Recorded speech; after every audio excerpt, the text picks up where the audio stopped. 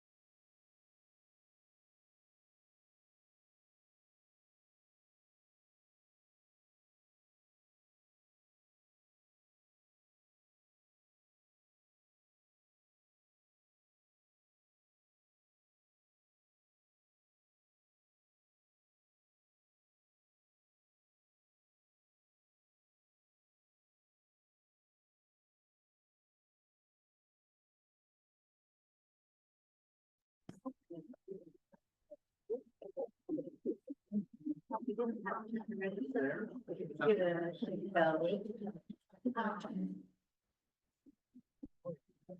looks like we have a full house. I like it. Everybody got so quiet so fast. Serious, so.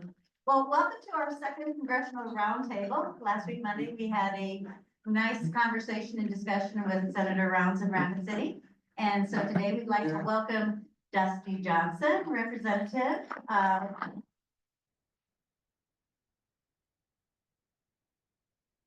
And his fine staff as well, so raise your hand out there, staff.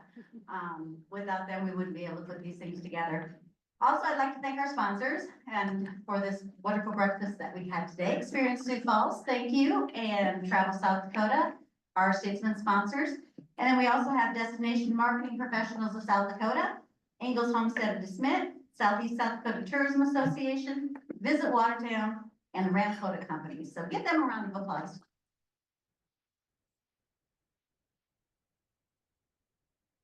So just a few housekeeping rules before we start. Please turn off your phones.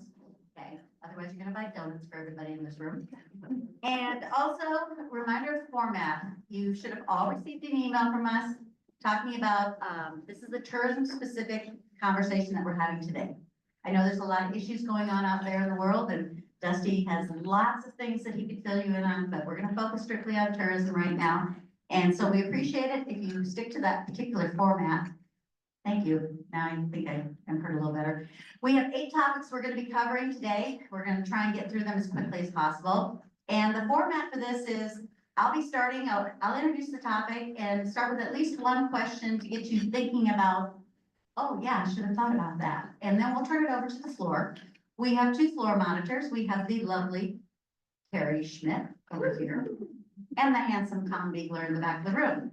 And so just raise your hand if you have a question that is relative to the topic, and they will come over and hand you the mic. Please keep it brief. Like I said, we have a lot to go through. Keep it respectful. We really want to have a discussion and some conversation and maybe some insight into things that we could get creative with, because these kind of times, I think, kind of deserve some very creative thinking as well. So we do have people on Zoom as well, and so the same thing goes for them. Just introduce yourself and what business you're with before you ask your question. And we'll ask people on Zoom to do the same thing as well.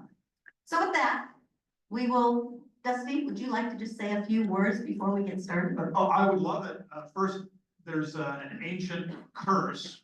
May you live in interesting times. And I know, well, we're certainly all living in interesting times. And I don't want to minimize the storm clouds. Listen, we'll talk about it today. Potential cuts to park service, cuts to park service employment. We've got international visitors, not so sure they want to come to America because they're irritated at us right now. That's certainly a problem. We've got workforce issues. These are all very legitimate. But hopefully today, or at least what I'm going to try to do, is talk about the silver linings, not to be Pollyanna about these challenges, they're real, but so that we have a sense of what we should be aiming for. Like there is a real opportunity with some of these challenges for us to be able to pivot hard into some solutions that I think can make us stronger long-term. And again, we'll talk about it in more depth, but I've got 5 just to quickly share. Number 1, I do think new trade deals are going to give us a new opportunity to kind of reset the relationships. Number 2, there is a bipartisan commitment to international commerce. I can give you some examples when we get into the specifics, but Congress understands in a bipartisan way how important it is for us to be exchanging services and goods and visitor dollars with the rest of the world. Number 3, there are some disruptions to the bureaucracy. There are a lot of them. Some of them are not helpful, but some of them are really going to lead to some new ways for us to figure out how to build better mousetraps. Number 4, there's going to an increased focus on American energy dominance is going to mean more energy related revenues, many of which are earmarked for things like deferred maintenance in national parks. So long-term, there may be some good news there. And then number 5, having operational control of the southern border gives us an opportunity, I think, to talk about legal paths to citizenship, but also the work visas, which are incredibly important. Incredibly important. And I know we'll talk a lot about that. It was hard to build a bipartisan coalition around improving those programs while the southern border was in crisis. now is a right time for us to talk about H-2B, J-1, and other visas. So with that, let's unleash the hounds. With that, actually, you're spot on, because that is one of the first topics that we're gonna be covering is workforce and seasonal employment. So you just mentioned the H-2B and the J-1. Can you tell us, I mean, it's been capped for how long? What is happening with it? Where do you see that going? Because a lot of hoteliers in this room obviously use those kind of employees. So I think we have a story to tell, and one of the real assets within the visitor industry is that they're really good advocates. But collectively, we need to step up and do an even better job, and particularly on this worker issue. So Stephen Miller, some of you are gonna know him, he's Deputy Chief of Staff to Donald Trump. He is an immigration hardliner. I mean, I did talk to him in January and I said, Stephen, we've been saying collectively for a long time that we can't talk about legal people here until we solve the illegal problem. Is that legit? Like, do you believe that? Are we gonna have an opportunity to talk about work visas once we have operational control of the border? And he said, yes. Now, admittedly, Stephen is more interested in high-skilled visas. So we need, I think, make an argument about why these visa programs help American prosperity. They empower it. They allow y'all to make a lot more money and for people to lead better lives because they're able to see, the beautiful South Dakota, beautiful America. So I think right now we're in an uncertain spot. We don't know what the caps are going to look like in a year or two, but now is the opportunity for us, I think, to step up our advocacy about why increasing those caps could unlock a tremendous amount of prosperity for this country. And I don't want a little back and forth. If somebody wants to feed in on a wrinkle that I didn't cover, I'd be interested in hearing it. What does that look like though from this group? Like, how can we help you advocate? What do you need from this group? Information is really powerful. I'm sure you meet with staff a lot, but don't feel like meeting with staff is somehow secondary to meeting with the member. It's great to hear from Dusty and from Rounds and from Thune, but so much of the work gets done with Caleb and Courtney and our DC team. And including, there are some skeptics on both sides of the aisle about the power of tourism, the visitor industry. I mean, you guys get it. It's like a money machine. I mean, every piece of research you have ever showed me says that if you invest $1 into marketing, more than $1 comes out the back end. I mean, the research will vary. It's 3, 4, 5, 7, 10, but it's always really impressive. And so we have an opportunity, if you remind us of that data, it gives us an opportunity to remind our more skeptical colleagues in the House and the Senate about that. And I think it gives us a better opportunity. So more phone calls, more visits to DC. You don't have to send Hagen every time. Frankly, sometimes it's better if you don't. I'm just kidding. You guys know this. There is no single more powerful advocate for the power of the visitor industry than Jim Hagen. I'm not Catholic. I'm not Catholic, but it seems like in the wake of the death of Pope Francis, we should probably start talking about how to canonize Jim Hagen somehow, to move him down that path to sainthood, because even the Lutherans think that he has earned it. We'll work on that, okay, Jim? Okay, so we appreciate that, and we'll make sure that people do write to your staff and get specifics, because I think specifics are important for what you need.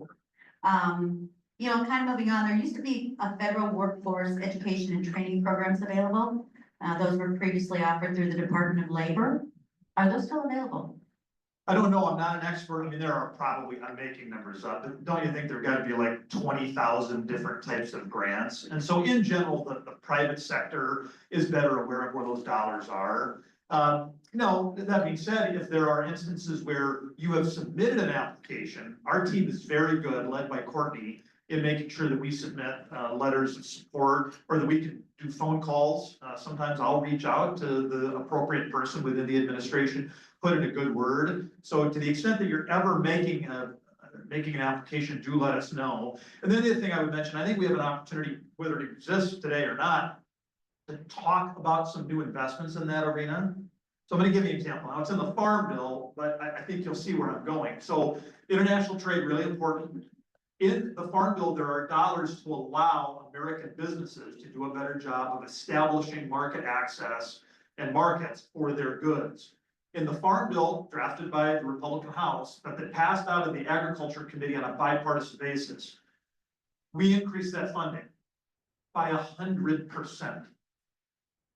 Now, I don't know, we didn't pass the Farm Bill last year because we just couldn't get the Senate to take it up. But I do think we're in a situation this year where we will pass the Farm Bill. I think we'll have that 100% increase. That's the kind of bipartisan commitment I think you see to empowering the private sector to go out and build more of those international connections. And so, let us know what kind of programs would work, and we can try to make sure that in vehicles, not the Farm Bill, of course, but in other appropriate vehicles, we can go carry that message forward. Okay, anybody on the floor have a question that is relative to workforce or seasonal employees? Seeing none. So I don't wanna let you off the hook that easy. I mean, clearly, and I probably hear about it. Well, I hear a lot about delays and how expensive it is on both the H2A, H2B side, but I mean, if somebody's got a story about how the unpredictability of the H2B is impacting their business, I mean, tell us. Get the mic, tell me your story. Everything's going great, the program's perfect the way it is. Are any of the hoteliers in here using that program? Yes. Or if you wanna talk about J1, that's fine too. Or you can grab us afterwards. All right, I tried to call an audible, this is where we get in trouble, we'll do it anyway. We're just gonna kind of move into a little bit of a joint topic, because last week, there was a story that came out about, the reduction in, force and hiring for the U.S. Army Corps of Engineers. And so it impacted like the Oahe Visitor Center and not doing tours. And I do have some information here from the South Dakota Missouri River Tourism Association, whose office resides in the Oahe Dam Welcome Center. And the recent news was not totally accurate, except that currently the Oahe Dam Center they're open during the summer normal hours, and their staff manages this. But the concern is with only 2 dams in South Dakota that give public tours of the powerhouses, there's an educational aspect to that, as well as visitor numbers, engagement in small towns like Pier, Fort Pierre, Pickstown, those kind of things. And so they want to keep those tours happening.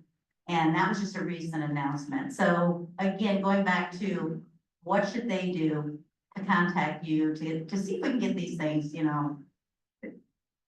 can't just paint a broad stroke and expect it to be the same for everyone. So, how do they make their case to get those hires reinstated, those fundings reinstated? I mean, this U.S. Army Corps of Engineers, we know. So what would you say? So I'll give you 2 minutes to provide some context, and because I think that will help you be more effective advocates. We're upside down $2 trillion every year. And if that continues, we will go bankrupt. And I think you see from countries like Greece, for whom that happens, that period of austerity for 10 years is economically devastating. And so now we're clearly not going to balance a federal budget on the backs of either the U.S. Army Corps of Engineers, right? I'm not insinuating that, I just want to give you context. The reality is we want $7 trillion worth of stuff from our federal government every year, and we only want to pay $5 trillion for it. Closing that gap is a necessity, and it's not going to be easy. In fact, it's way more difficult than either the right or the left would have you believe. So the right, my side, would have you believe that these sort of reductions in non-defense discretionary, that can balance the budget. Here's the reality. A 20% reduction, which is a lot bigger than any of the type stuff we've been talking about, and bigger than that, for everything other than probably USAID. But even at 20% across all non-defense discretionary, that would save us, call it, $160 billion a year. Now that's a lot of money, but we're not $160 billion upside down. We're $2,000 billion upside down. Similarly, for my friends on the left who might call about, so at his last State of the Union, Joe Biden talked about a billionaire's tax. A billionaire's tax would generate about $50 billion a year. Now, there may be some people here who support that policy approach, but let's not kid ourselves. I mean, massive cuts to non-defense discretionary from the right and massive new taxes on the left. Not only did they not solve the problem, they would get us, those two things would get us about 10% of the way there. That's how big a problem we got. And so if we're gonna show up and we're gonna say, no.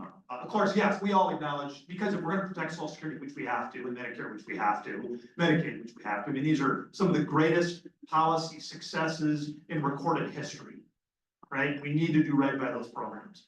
So if we're gonna say that, okay, we need to spare those cuts, and we also need to spare the Army Corps of Engineers, let's make sure we're bringing data about the return on investment. How many people are taking the tours, right, at Hawaii?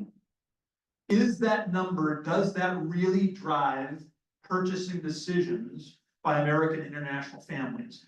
Does that lengthen a stay in Pier or Fort Pier? Does that have a material impact on the visitor industry?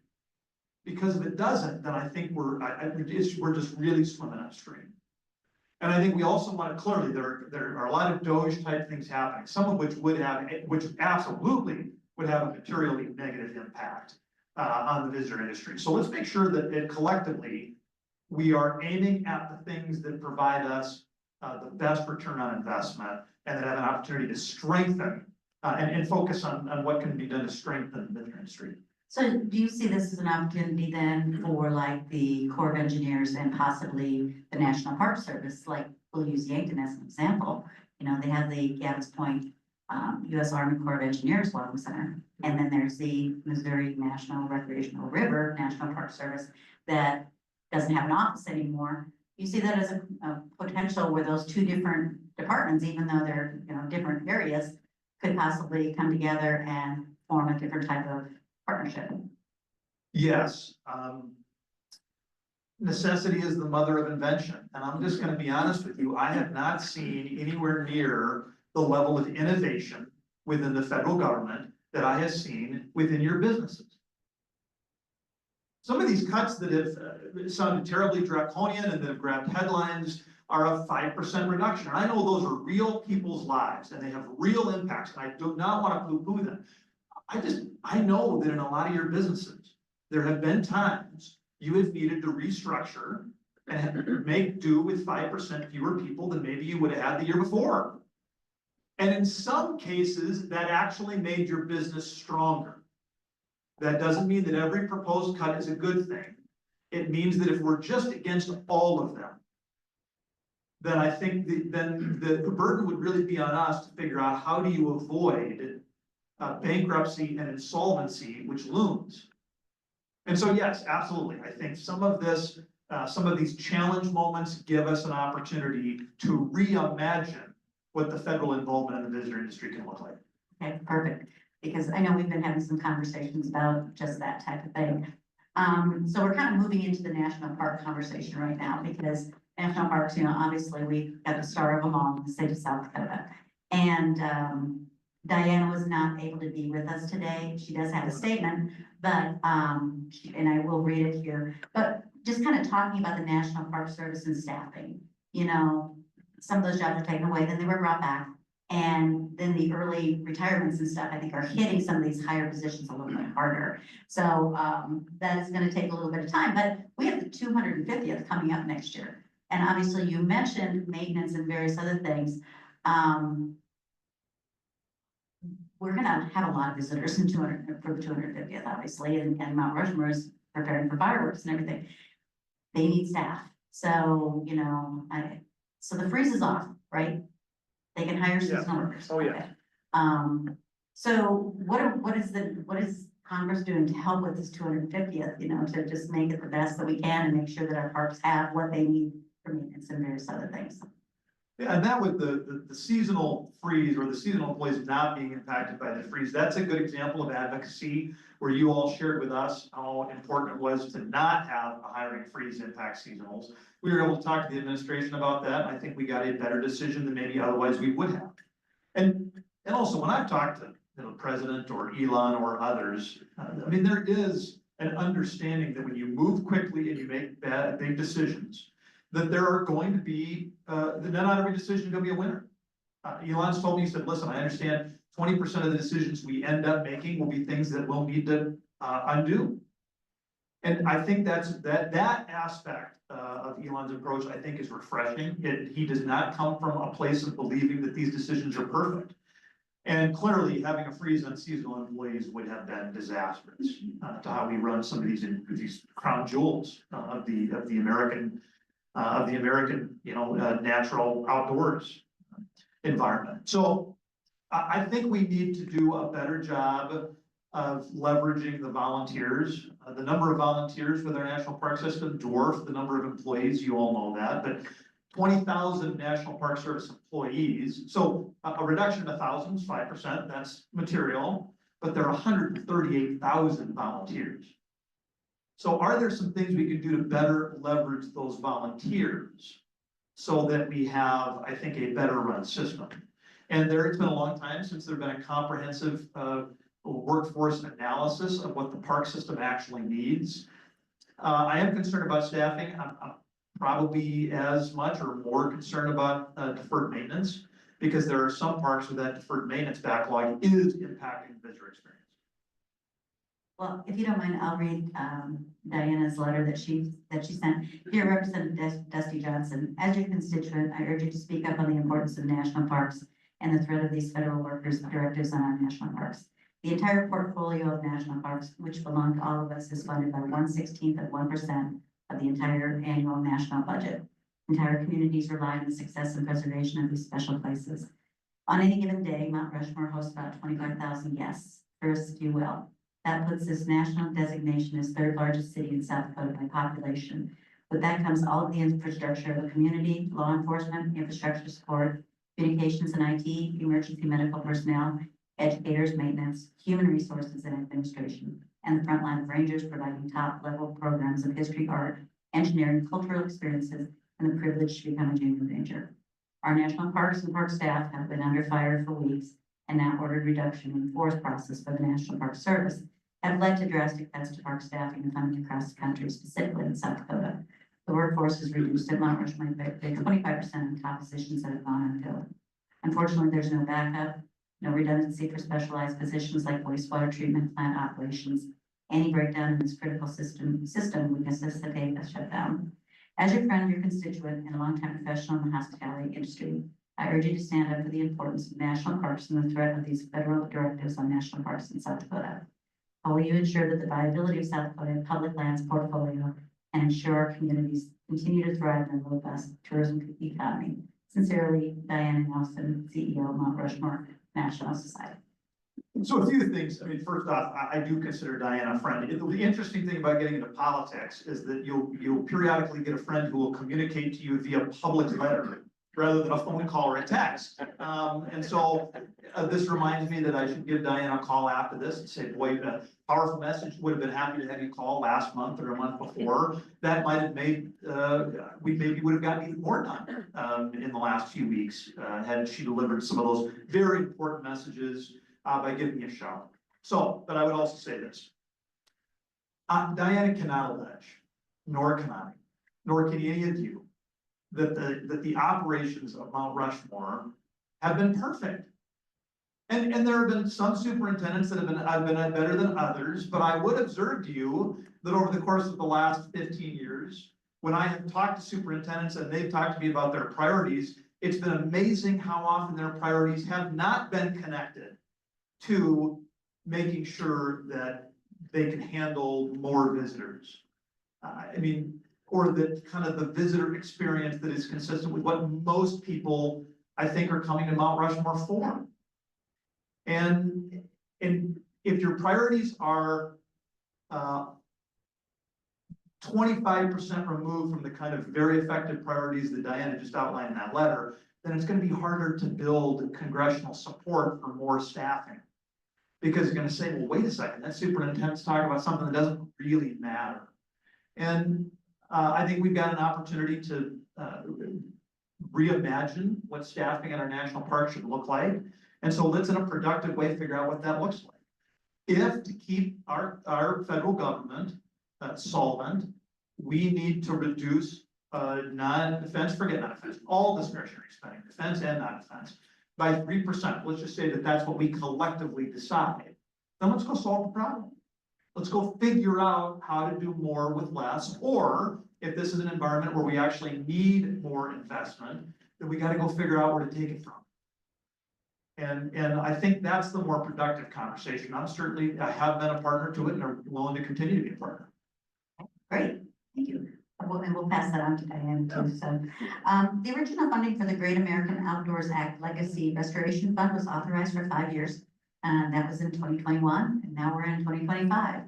What's happening with that? Strong bipartisan support for that, and I think it will be reauthorized. I mean, no town falls short of expectations more often than Washington DC. So nothing's ever a lock, but this is a program with broad bipartisan support. A number of Republicans, myself included, voted against it 5 years ago, not because we didn't like the underlying idea of the Great American Outdoors Act, but because it made the land and water conservation funding permanent and mandatory and on autopilot. And that's the wrong way we should go. You guys probably know this, but this 7 trillion and the 5 trillion I talked about, one of the reasons that it has gotten so out of balance is that Congress votes on very little of that. In fact, 72% of our governmental spending is not voted on by Congress. And so in general, I begin from a position of anytime anybody wants to move more of the discretionary funding into permanent mandatory funding, I vote no. We need to vote on more of, not less of, federal government spending. But that being said, if that provision is not included, again, it passed broadly bipartisan. I expect we'll get that done in a broadly bipartisan mechanism later this year as well. Great. Does anybody else have any questions about the National Park Services before we move on to the next topic? Nevada? My name is Alicia, I work at TC's Artery. I'm just curious that 72% statement you just made.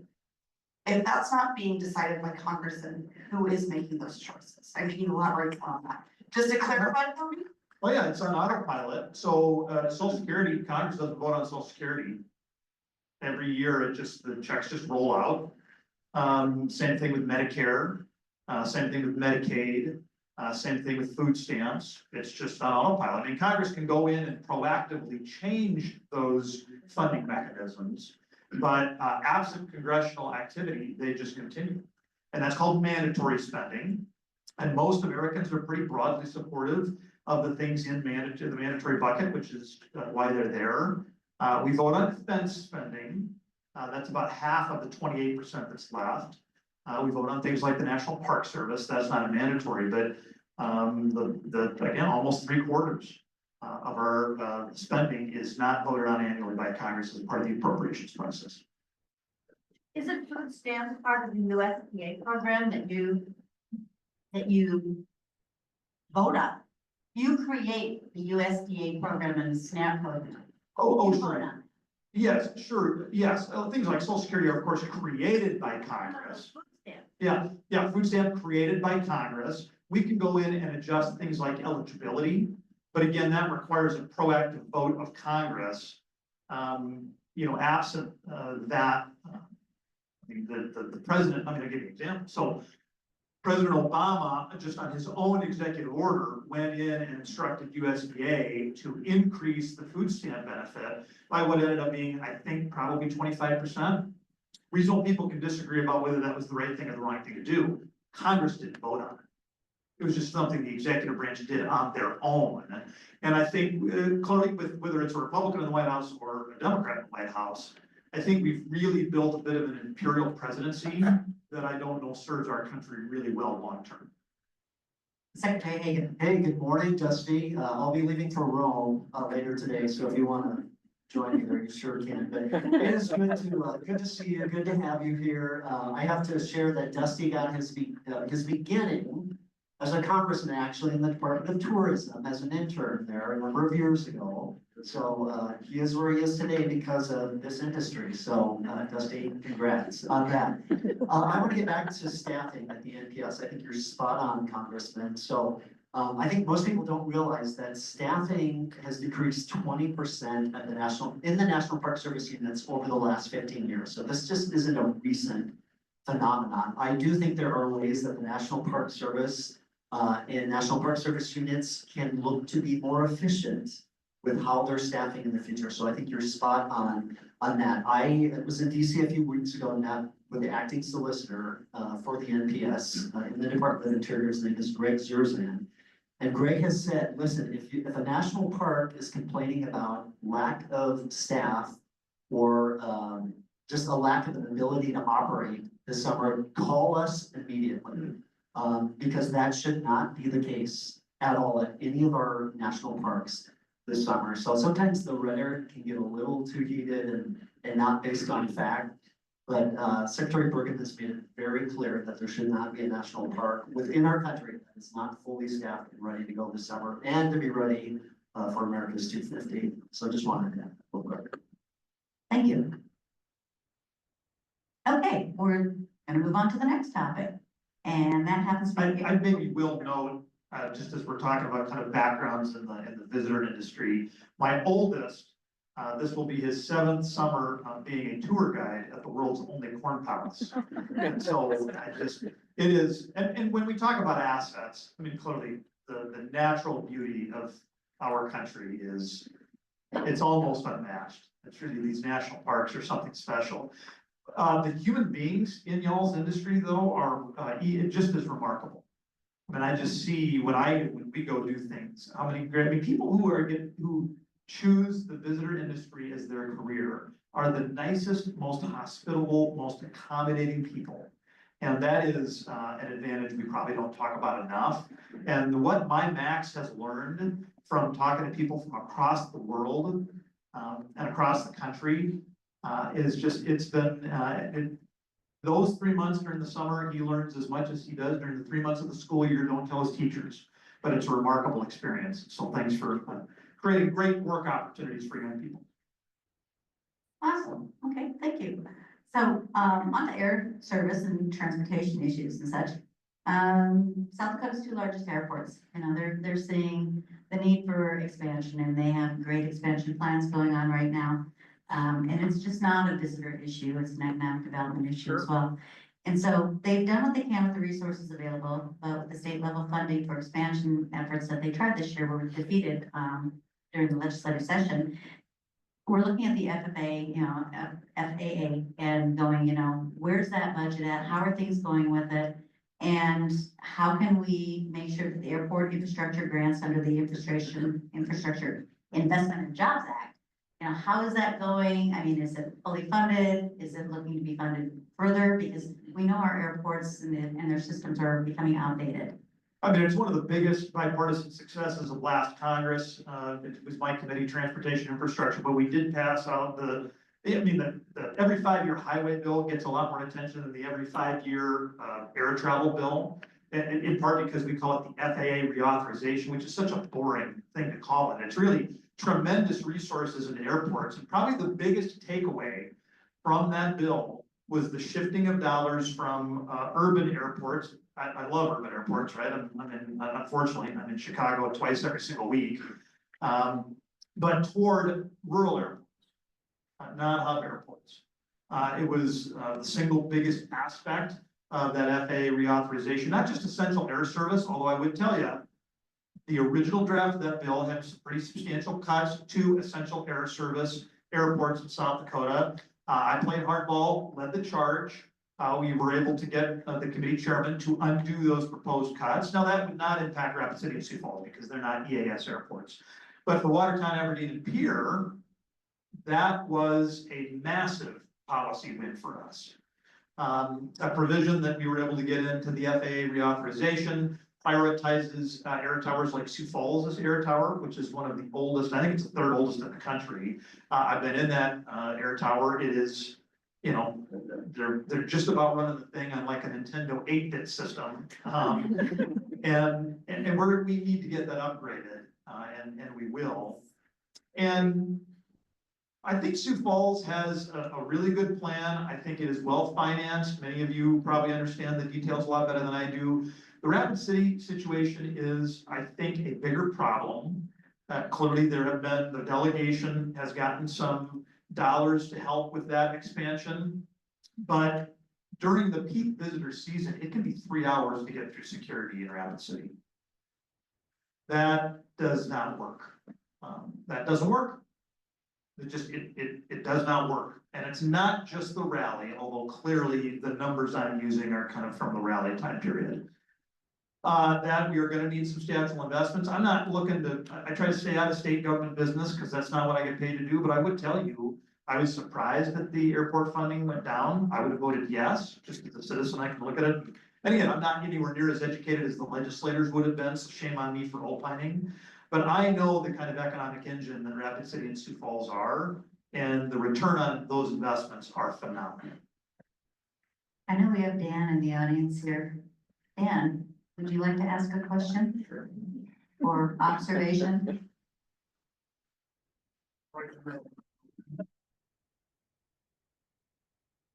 Thank you, Congressman.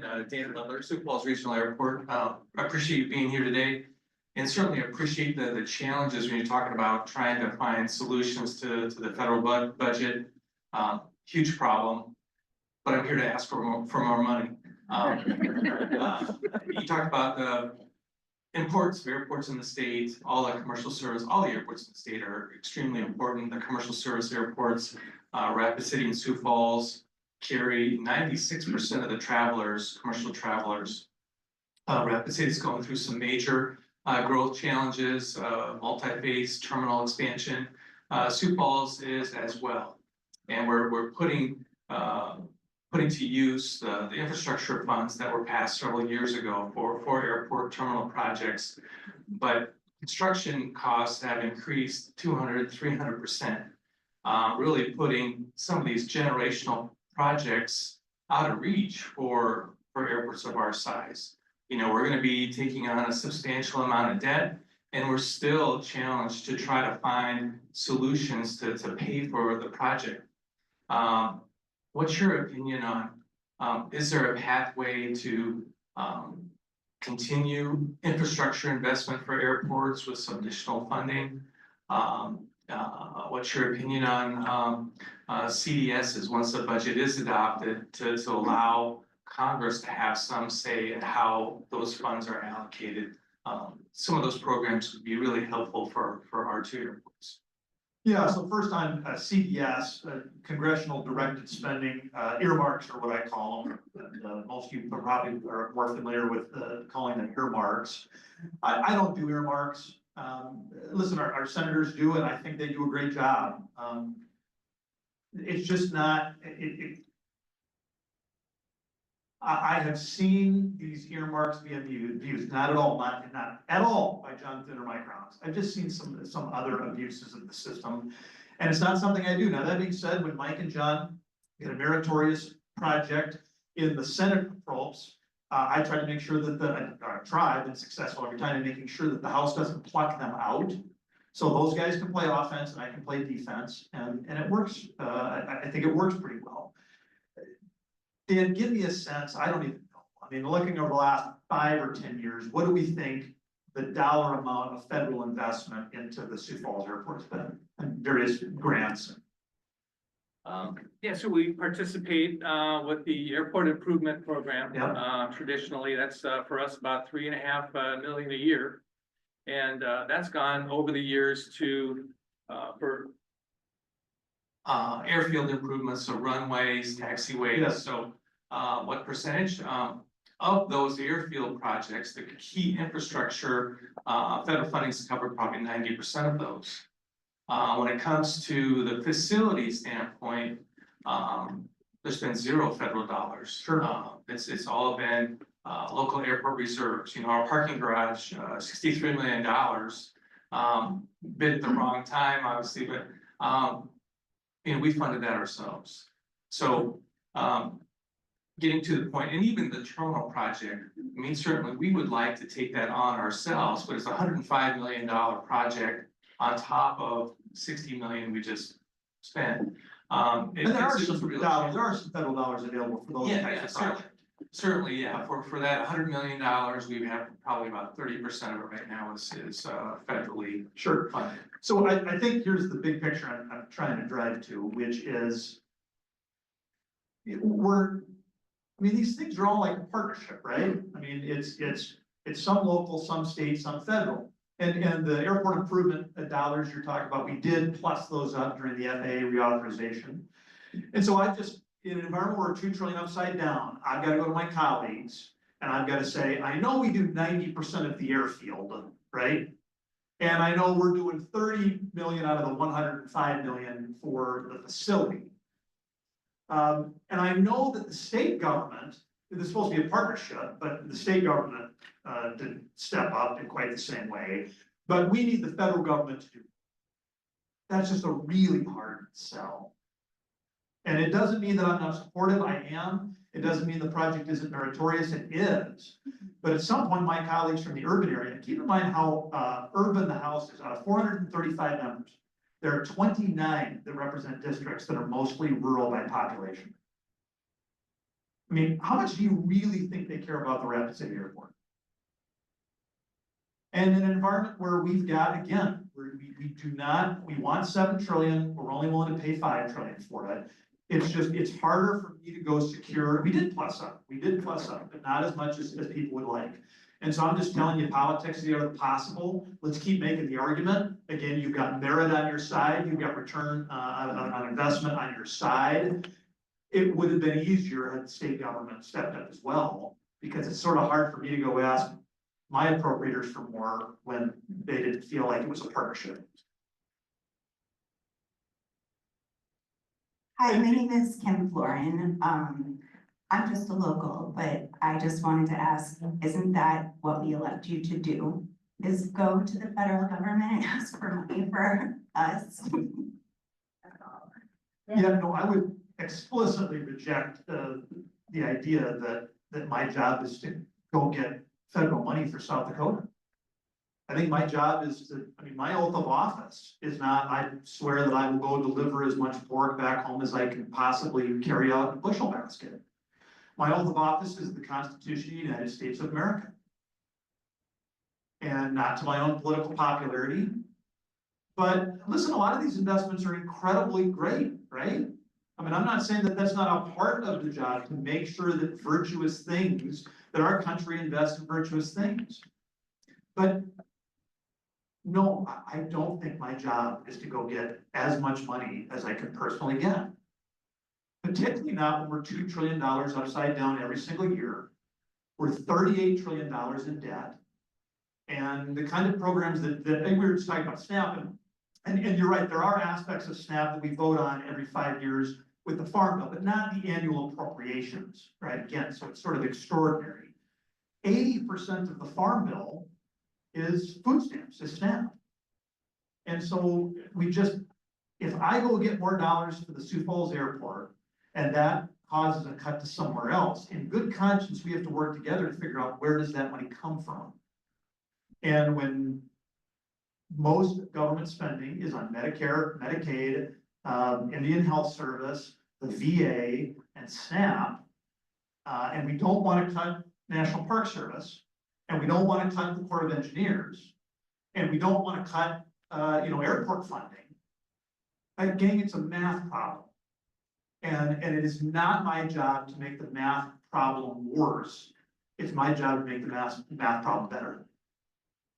So I have a solution. Let's bring in a lot more international visitors Amen. to spend Beautiful. weeks here and spend a lot of their dollars here. So that's gonna kind of lead into my next question, which is, while South Dakota is not home to a customs area, when people start flying in for this mega decade of events that are gonna be taking place starting next year with the 250th and various other things, we have to be prepared at those kind of hubs in order to bring those visitors in and get them in here. In fact, some of these visas are taking over 700 days to get people into the country, which they've already lost their opportunity to get here. So what is happening right now in Congress to help facilitate that part with all these big events that are coming to the United States? And we're gonna have international visitors. South Dakota alone in 2024 was $1.9 million in visitor spending from international guests. Yeah, number one, I want to validate the concerns. I mean, I've tried to talk about the silver lining because again, I think that gives us a sense of what we can focus on to get accomplished. But I am really concerned about international travel over the next few years. I'm really concerned about it. And I would love more visitors and longer stays and a higher spend. And I don't know that right now we're well positioned to get that done. Kind of back to Hagen's earlier point, this has actually been a multi-year problem. These visas, they have not, we've been dealing with this slow processing time for a long time. And this is an area where I would like to see our federal government make massive improvements. And I would support additional dollars and additional resources to make it easier for international visitors to get here. Now, most people don't need a visitor visa to get here, some do. And we, even just marketing dollars, in the same way you can get a bipartisan coalition to want to double the dollars that go into establishing international markets, American goods. I think you can get a bipartisan coalition to increase spending to get additional visitor markets, additional visitors to our market. And I think collectively,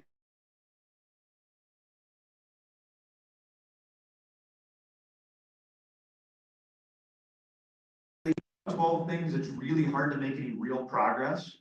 And so I'll just take your guidance. I mean, if I had to put together the top two, it would probably be visa programs and this international visitor issue. I think we could win on both of those. But ultimately, I will defer to you all. If you tell me that my top two priorities, the targets that I'm aiming at, should instead be airport funding and the Corps of Engineers, then I'll focus on those two. But if we're aiming at 12 things, I just fear we're not gonna hit any of them. I'm just asking for 8. Any other questions about transportation from the floor?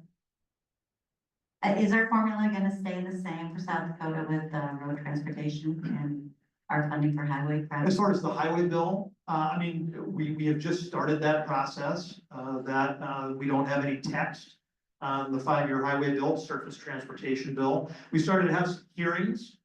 I would be shocked, not shocked, that's not true. I would be disappointed if the formula for South Dakota degraded in any way. Road construction season has officially started, so yes. Okay, we'll move on to Native American tourism initiatives right now. And, you know, one of the questions that we had is the Native Act, particularly S1 or S.612, to further authorize grants for tribes and Native American organizations. I think you were part of that, weren't you? Oh, yeah. So where's that at right now? I mean, is that still? Yeah, we talked to our tribal partners. I just wanted to make sure that these programs hadn't come under fire from a DOJ perspective. I mean, I'll give the DOJ credit. They have understood, even as there's been sort of a broad skepticism of diversity programs, the administration has inherently understood that tribal programs are not diversity programs. And when they have looked at a program related to tribal a little sideways, we've been able to go in, have a conversation with them and have them understand that that's no, you don't aim at that. That's not the right thing to aim at. And so we feel pretty good, and we talk regularly with our tribal partners. There's probably not a week that goes by that I'm not talking to a tribal president or a tribal chairman from one of the 9 tribes. And I think right now we feel pretty good about that program. But if you all get inklings to the contrary, you gotta let me know. Like Courtney, we've mentioned Courtney a few times. Courtney is over there in the sharp pink blazer, so. You know, along with the Native American piece, it's culture and it's art.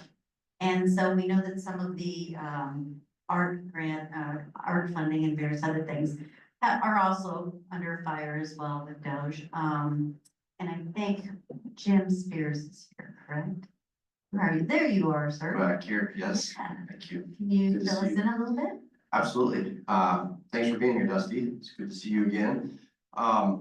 Yeah, I would bring up this, most recent news that the National Endowment for the Humanities has been cut by 83%, leading to a 75% cut in, funding here in South Dakota in current grants that have been, contracted to South Dakota arts organizations are not being funded right now. The rumors are that the NEA is next. And then we have IMLS and Corporation for Public Broadcasting. And so I guess I have a two-part question. One is, what do we do about these fast-acting, unexpected cuts in funding that in many cases are already budgeted by local arts organizations? South Dakota Symphony is a great example. I think they have a $35,000 grant with the NEH that may not be paid now. And to a small arts organization, that's a big hit. So what do we do in the short term? But in the longer term, I believe that, as you and I talked, the NEA is essential to our state and to the visitor industry. Our visitor industry was started by a big piece of art, a big sculpture on the mountain, funded by a partnership between the state and the federal government. So I think we see a model that works there, and I'm wondering how do we keep that going, especially as it seems the current administration is really targeting the arts hard right now. First off, again, I would validate the premise of your question. I mean, arts and humanities are critically important in our society. And, Jim and I have talked about this before, and he's also a great advocate. When he noticed that I was one of the Republicans to vote against I think it was a 30% or maybe a 50% reduction to maybe arts and humanities in last year's appropriations process. I mean, I voted no. Jim, being a good advocate, reached out and said, hey, thanks for voting no. There are lots of folks who voted yes, but that is 83% cuts to humanities I've been public, in that I've reached out to the administration and indicated that I don't think that's appropriate or helpful.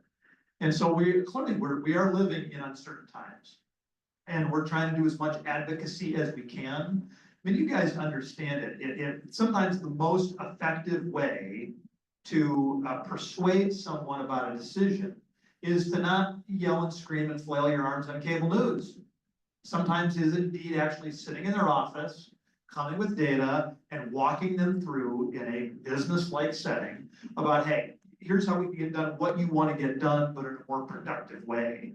And every single day, our team is trying to engage in that kind of advocacy, just like you all do. But I would validate the premise of your question, Jim. I think an 83% cut to humanities that is not the Goldilocks spot that we should be aiming for. Do you have a follow-up to that, Jim? Just to say thank you, and we can it's such a tiny percentage. I believe that preserving that is essential to, especially South Dakota, and to access to arts and culture in our state. So thanks for defending that, and let's hopefully we can right that, get that at least that 30% maybe back up to a number that's sustainable. And, not to walk out too much on congressional procedure, but y'all have heard about the filibuster that requires 60 votes to pass, in essence, every bill. There would be one exception a year, potentially, a reconciliation package, but that has to do with mandatory spending and not discretionary. You cannot do discretionary spending in the reconciliation package. So with everything else, the discretionary spending, like humanities, like arts, you need 60 votes in the Senate. There's not going to be 60 votes in the Senate to cut humanities by 83% or arts by 83%. And so ultimately, when we get, now there may be a rescissions package that reduces some of that spending. You'll need a majority to pass a rescissions package under another arcane rule of the Senate. But again, we're just gonna have to see, but I'm not at all convinced that, yes, go ahead, Jim. Well, I'm just curious, because I'd love some information that if the cut currently is to money that's been appropriated in FY25, and we take the humanities, we basically gut that organization, and in essence then gut the national or the South Dakota Humanities Council, because all of their funding is also cut. Is there a way to get that back in FY26 without that that federal department being gone, or that agency being gone. I mean, it's a 250-year legal debate around impoundment, which is to what extent does the executive have an obligation to spend the dollars appropriated by Congress? Is the appropriated dollar a ceiling or a floor? And this has literally been something that since the very founding of our country, we've been debating. The courts have been a little bit of a checkerboard of decisions, and I suspect we're gonna need some court cases. I mean, you're not gonna have the appropriations process, which again needs 60 votes to come through the Senate, that would call for on its own an 83% reduction of the kind of funding we're talking about. But if we, let's say we instead, in a bipartisan way, we reach a 10% cut. If the administration won't spend that 90% of the funding, then what is the effect of the appropriations process? Can the executive branch impound those dollars? Ultimately, the courts are gonna have to answer more clearly than they have in the last 250 years. Admittedly, this administration is using impoundment more aggressively than most administrations have. Probably going back, I mean, Jackson would have done a lot of this, but when you gotta go back to the 7th or 8th president to find an analog, clearly you can see where maybe the courts haven't had an opportunity to rule on this very clearly. How do you stand on it seems like the president has co-opted Congress. And that you guys are really reduced in your effectiveness. How do you feel about that? What's your opinion of that? Well, I mean, I already shared earlier that I think both sides of the aisle and frankly, most every American has contributed to an imperial presidency. The same people who I think are appropriately concerned about some of the administration's overreach the last 3 months were remarkably quiet when the last administration unilaterally decided to spend $880 billion that had not been appropriated by Congress. And so I'm pointing the finger at my side as much as I am the folks on the left or in the center. When it's like our guy or gal making these decisions, we're all excited about it. But, you know, if it's not okay for President Trump to not spend $150 billion, why is it okay for President Biden to spend $880 billion, which is the student loan forgiveness? And so, yes, again, I'll acknowledge the premise of your question, which is the political dysfunction of the age has bled over into Congress, which has meant that Congress is less likely to act, which means that in that vacuum of clear action, the executive branch has been willing to step up, and the Americans on that side of the aisle, in general, have been very favorable to that. And it is not the best way to run a railroad. How are we doing on time? Less than 30 minutes. Okay, great. And it's a really long venue. Like I love hearing myself talk all day. Give you more floor time when we get done here, but one more question about the arts and then we'll move on to the next thing. Back in 2021, President Trump signed an executive order to establish the National Garden of American Heroes, and Governor Larry Roden followed up on that vision with a proposal to have it located right here in the Black Hills of South Dakota. Have you heard anything about this, and are you able to help us make it home? Yes, and so we purposely didn't do media. I mean, we've been engaged in this going back to before the election. I've talked to Secretary Burgum. I have talked to the White House. I have talked to the Deputy Secretary that is in charge of this. We very purposely didn't do media because the White House asked us not to. Now, then there's been subsequent to that some media, which I don't think has been as counterproductive as the White House feared. But what the White House in essence told me is, hey, right now we've got a really good conversation going with you and the Leans. And if you make a lot of waves about this, you're gonna get 20 more sites across the country who are interested. And so maybe don't go make this about headlines, Dusty. And so in December, we didn't make it about headlines. In January, we didn't make it about headlines. In February, we didn't make it about headlines. It eventually did get in the headlines. Well, I feel pretty good about it. We're talking to the administration. Again, we don't advertise any of this. But we're talking to the administration. I mean, I talked to the White House as recently as last Friday about this. And I think we have tried to be the tip of the spear on this. I feel very good where we're at. I know kind of some of the progress that's being made, that again, because I don't want to be counterproductive, I'm not going to share with you. But I would just tell you that we are building advocates for the Department of Interior who understand that the Garden of American Heroes should be located 1 mile from Mount Rushmore. And you're almost never gonna see us do a lot of press about it, because that's not how we're actually gonna win this thing. So do we want to keep that out of the news? Well, no, I mean, I don't mind some of the news, but that's not gonna, we just wanna make sure that the publicity we get is productive rather than counterproductive. Gotcha. How do the native populations feel about this garden going up in the Black Hills?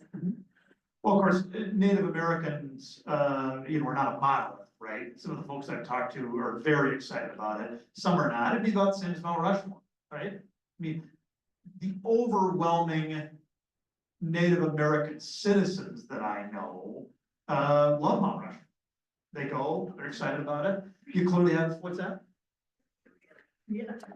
Well, I mean, I guess if I was gonna go through right now and make a list of the 100 Native Americans I talk to most regularly, on that list would be one who has talked to me about not liking Mount Rushmore.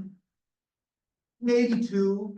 They both would have been tribal leaders. Julian Bear Runner and Pine Ridge probably was most vocal about it. Harold Frazier less so, and I still talk to Harold on a very regular basis, but the other 98. Like taken a consensus of like the general populations, ask the tribal people, not just the people that you know, but like the general tribal people, Yeah, how they feel about it. Yeah, I don't know what mechanism other than being out in South Dakota every single week. You're not keeping it And- secret. Well, no, it's clearly it's not secret. I mean- Not putting it out there. I mean, first off, I want to say this, we're not going to relitigate the Fort Laramie Treaty of the 1860s, either the Fort Laramie Treaty is here, nor are we going to do that as a part of the Garden of American Heroes. Let me be clear, this is privately owned property. This belongs to the Lee family. It's a beautiful gift of their private property that they are willing to make to create another Mount Rushmore scale worldwide attraction. Now, if you don't believe that white people should be allowed to own property in the Black Hills, or if you believe that Native Americans collectively, again, I don't even know how we would ascertain that. But if you believe that Native Americans should get a veto over how private landowners in the Black Hills use their property, then I can't convince you. You and I are not going to agree. I think it's gonna be a beautiful thing, and I'm gonna fight like hell to get it in South Dakota. I have no belief that every single South Dakotan will share my opinion. Okay. Now we're gonna move on to outdoor recreation and conservation, okay? So with that, let's see what's here, I'm a little messed up in my book here. So obviously, outdoor recreation and conservation are key parts of South Dakota tourism's identity and economy. And can you give us an update on where things stand with the Land and Water Conservation Fund? So they got tied in with some of the Great America Outdoors Act from the last authorization. We don't have a particular, at least not that I'm aware of, I'm not on, I don't know a timeline for action, but I do have a sense, again, that it's broadly bipartisan and that people feel pretty good about it. If there are provisions that you want to see changed, now would be the opportunity to feed into our team so that we can make sure that before we get text release, that we get that integrated into the product. Okay, and then there's the Outdoor Recreation Legacy Partnership Program. Tied in with that, same thing? Yeah, so many of these things need to ride together, really for two reasons. It is hard to get the votes needed for passage in the House. We are a rambunctious crew, so sometimes you need to marry together 2 or 3 bills that are related. In general, the people who are running the House right now are better about germaneness than traditionally we have been the last 20 years. You need things to be related before you include them in some big omnibus, really for everything other than appropriations. In the Senate, they do that from a time perspective. Again, you can filibuster in the Senate. You have, even if you don't filibuster, you've got often 30 hours of debate. So you get to do kind of one big thing in a week. And so sometimes we want to do more than 52 things in a year, which requires marrying some of these things together. But yes, I would expect they ride together. Perfect. And then there's also the recreational trails program. Yeah, and that has that sometimes been tied in with surface transportation? It has, I believe, is Yeah. it still tied to it? Yeah, well, no, again, we don't have text on any of these things, so the important thing is to figure out, are there provisions we want changed in any of these? And then we can go figure out, we could be talking to committee staff as they're doing the drafting, we can make sure that we get it right. So that really, regardless of whether it rides with one package or another, we get the right bill. Okay, and then there's one other important tool for expanding outdoor recreation, which is the Federal Lands to Parks program. Familiar with that? Yes? Remind me. Okay, it helps communities acquire and repurpose surplus federal properties for local parks and recreational use. South Dakota has seen some success like Lavarge Park and Pier, the former radio tower in Sioux Falls, and the Sturgis Recreation Area. Oh, yeah, we've been involved in not just this program, but in lots of conveyance of federal property to states and localities, and frankly, we should do a lot more of that. You know, we talked earlier about the Corps of Engineers, and you're not gonna have, you know, an individual, peer business or Yankton business give tours, but in the same way that under the Corps take land for probably 25 years ago now, we had state government take over some of those federal government run campgrounds. If they don't feel like they have the money to staff them, this would be another opportunity for state and local leadership. So there could be some conveyance opportunities. And if you are, I mean, y'all, we're all together. I mean, we are smarter than just me. So let's work together to try to figure out some land conveyance bills that we can bring. Perfect. Matt Gottlieb was gonna be here from the Pheasants Forever group, and he had something that came up at the last minute. So he did ask me to read this to you. Hello, Representative Johnson. Thank you very much for your time visiting with us this morning. My name is Matt Gottlieb, and I'm the state coordinator for Pheasants Forever here in South Dakota.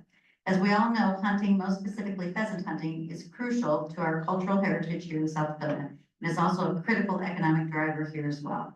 The most recent data compiled from the 2023 shows that pheasant hunting alone generates an estimated $281 million on an annual basis here in South Dakota. A necessary component needed to support that economic development is public access to places to hunt, and our partners at South Dakota Game Fish and Parks do an excellent job of providing access through Farm Bill's voluntary public access habitat incentive program, VPAHIP. As many of you already know, through enrollment in this voluntary program, landowners are provided payments for allowing public access.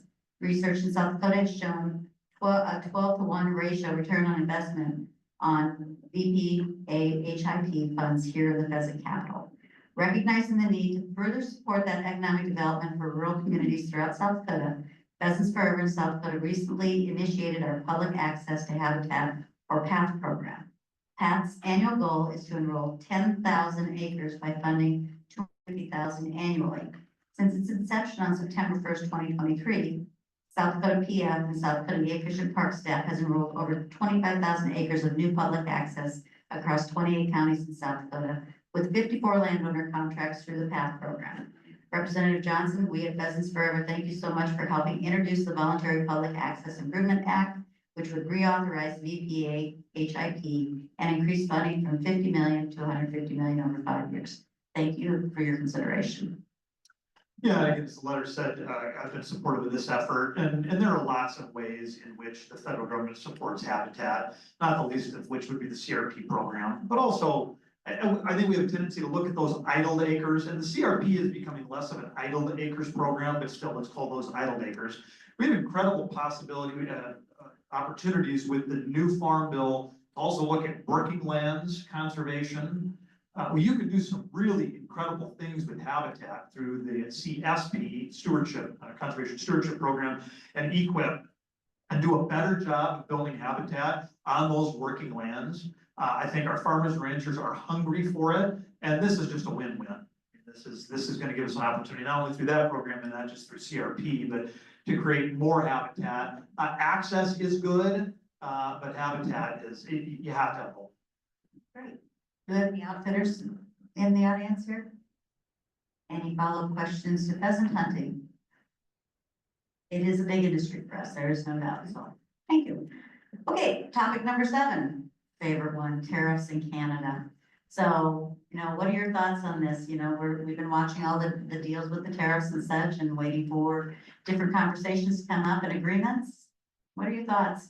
We know- I've probably said 200 times in the last month, but I'll say it again because it bears repeating. I'm not the world's biggest fan of high tariffs as a standard part of the economic environment. That being said, clearly the White House is trying to use higher tariffs as a negotiating tool, as leverage. We got 75 countries that have now stepped up and are trying to get a better deal. If this ends up having more market access for American goods, that will have been a very good thing. So again, the goal needs to be more trade, not less trade. There are clearly some super isolationist minds out there that would like less trade. They're just wrong. They just, the wide scope of world economic history indicates that building invisible walls to the willing buyer and willing seller across two countries doesn't make people more prosperous. Yes, we've had a trade deficit since 1999, probably, I would guess it'd be around $15 trillion of a trade deficit. Now that's with goods. If you look at services, which are normally not included, I don't even know if we have a trade deficit, but on goods, it's 15 trillion. During that same period of time, US equity values have gone up 45 trillion. And US household worth has gone up 135 trillion. So where we're at from a free trade perspective has made Americans considerably more prosperous. I think there's an opportunity to do an even better job as part of this. Let's be honest, Canada has not treated American dairy well. Mexico has not treated American corn well. And frankly, Europe and Asia both are highly protectionist and how they try to block American goods. And we could get a fairer playing field through some of these negotiations. The number 5 market for South Dakota corn is Colombia. Now, it's not that Colombia is a particularly large country or that they eat a particularly large amount of corn. It's that we've got a trade deal, America does, with Colombia, which means that the invisible hand just kind of wants to naturally take South Dakota corn to Colombia, and it makes us a lot richer. And that's the kind of opportunity I think we could get if we do things right. Now, this is, clearly we have to stick the landing. If what we're left with is instead no new trade deals and a high tariff environment, that could be problematic. So it's kind of a wait and see situation.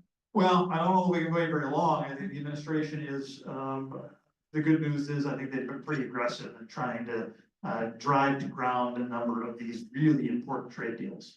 We talked to a couple of people last week when we were in Rapid City who have large supply chains, with China-made products and stuff. And they are actually switching over, looking at Indonesia and various other countries that have 0 tariff with us to look at purchasing trinkets and stuff from. So, there are other countries out there that are available, and it's just not something that they've explored before, but they are now. So, yes. Sporting events and festivals, with the mega decades again, talking about that, and soccer coming in and various other things. There's not federal funding that goes to anything local in the state or anything like that.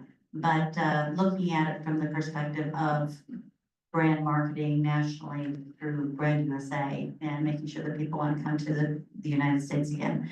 We want to make sure that, Congress keeps those dollars there instead of reappropriating them and such. So, and I don't know if a lot of people in this audience are well aware of that, but Mr. Hagan, you could probably share a little bit of thought on that, can you? Could you repeat the question? I was actually on. Talking a little bit about the mega decade and. Brand USA. Yeah, Brand USA. So, Brand USA will be up for reauthorization here in a couple of years. Obviously, it's been an incredibly effective program for South Dakota in particular to reach the international audience. So There is no way on our own we'd be able to afford to go into a lot of international, or a lot of countries with our marketing message, but with the cooperative marketing programs that Brand USA offers, we can easily do that. And so you'll actually, today, you will see us advertising in the United Kingdom. There are ads running in Australia, in France, in Italy, encouraging people to come to South Dakota this summer. I would just add that my hope is that the White House is, I would say at this point, indifferent about the future of Brand USA. I think they can be convinced that this program should be reauthorized. But there are some hardliners, as you know, Dusty, who just think it's a waste of money. But again, no taxpayer dollars going to fund Brand USA. That's something we need to make very clear. And I think there are people in the White House that is a surprise to their attention. They don't realize that not a single penny of taxpayer dollars goes into funding Brand USA. So all private dollars, as the fees paid by international visitors coming over, non-visa waiver countries. So anyway, long story short, it's been an effective program for especially smaller states and smaller cities like South Dakota. Again, I think in about 2 years, it will be up for reauthorization, but bottom line, has been incredibly effective for cities and states all over.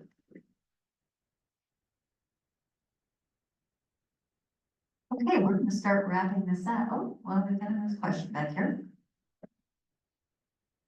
A bill has been introduced in the Senate called the Trade Review Act. It's a bipartisan bill to reclaim Congress's authority and responsibility over U.S. trade policy.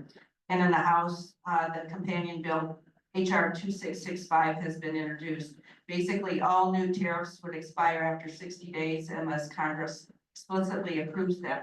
Is this a bill you would support or co-sponsor? Yeah, you can take a look at it. I saw a headline last week about it. I think it's a Grassley bill in the Senate, a Bacon bill in the House. And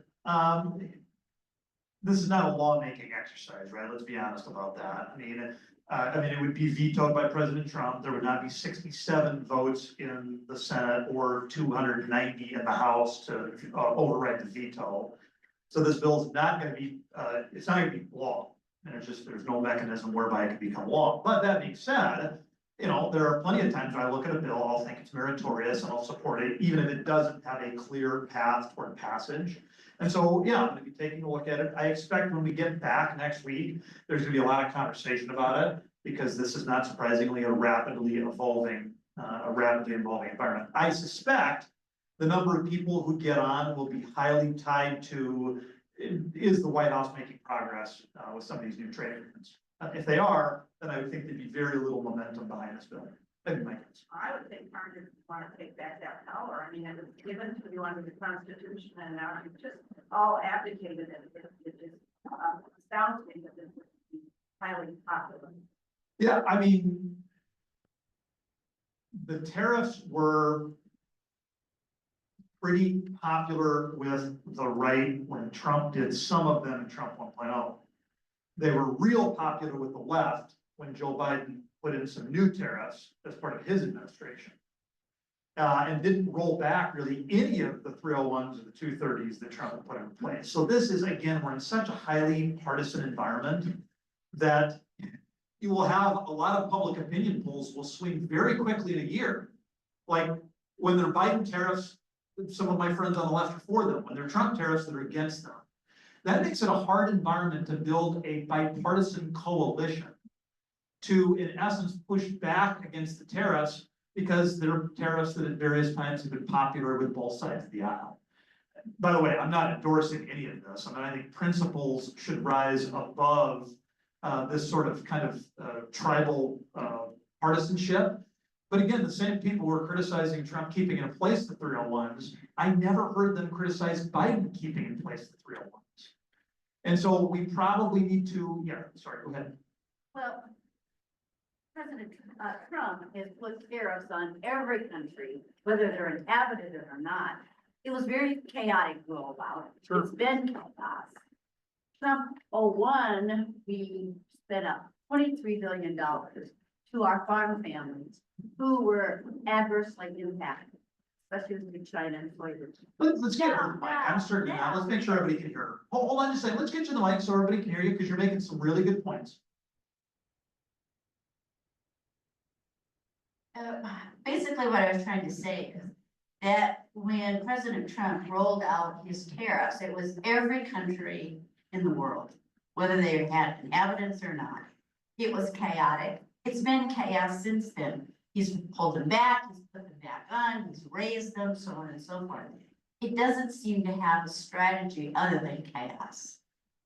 Now, in 2018, we paid out almost $23 billion to $28 billion to our farm families who were adversely impacted by the tariffs.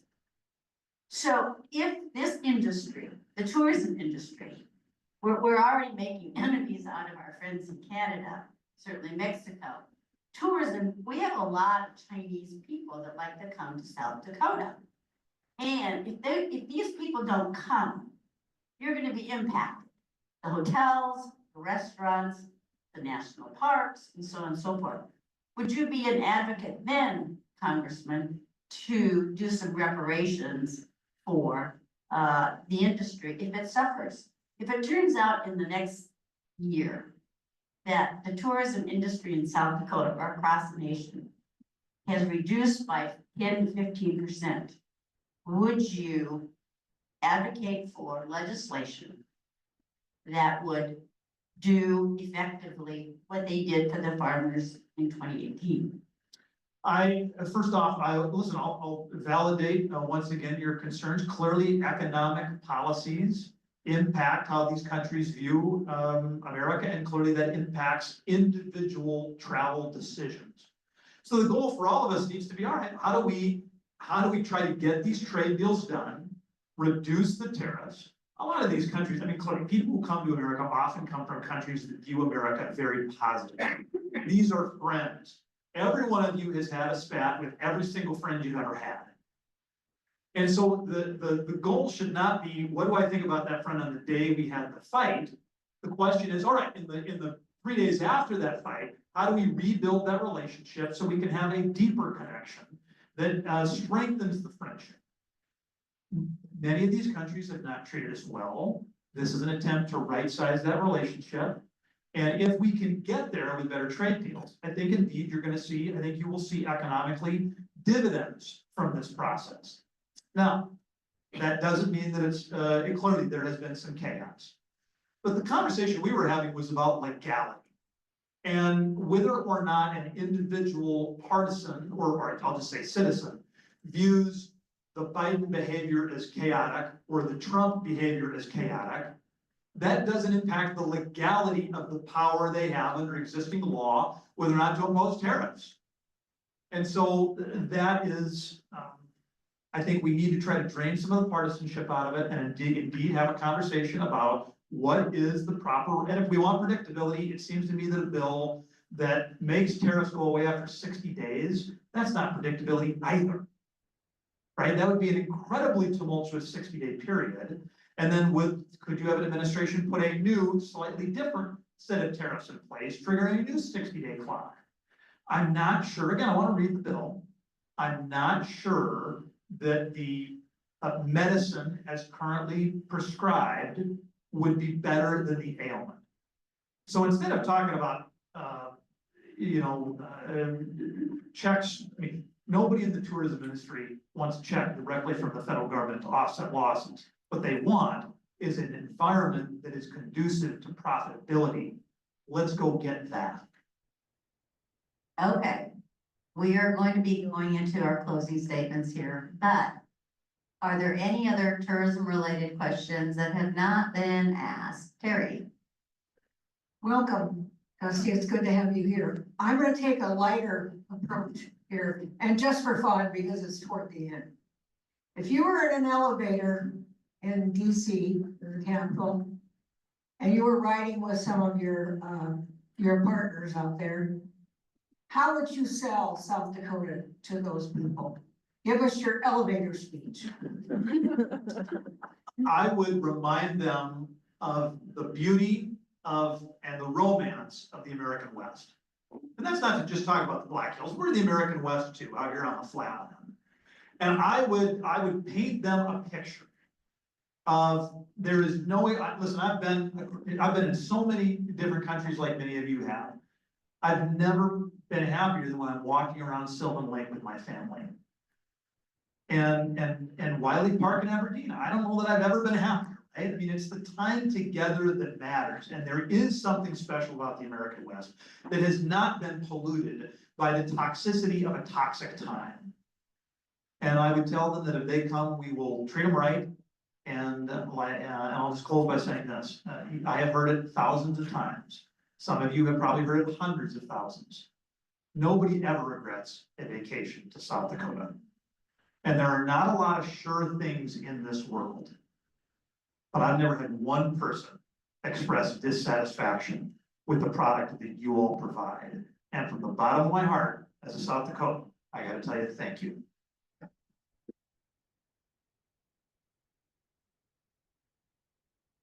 We appreciate you being here. We know you've always been a champion for tourism and we greatly appreciate it. So we'll probably do some follow-up questions with you as well to your staff. But if what I took out of this and you heard the same thing, they need to hear from us. And they need the specifics and everything else and how it's affecting us. So do not hesitate to reach out to Dusty or his staff, and we just appreciate it very much. Okay, thank you. Thank you.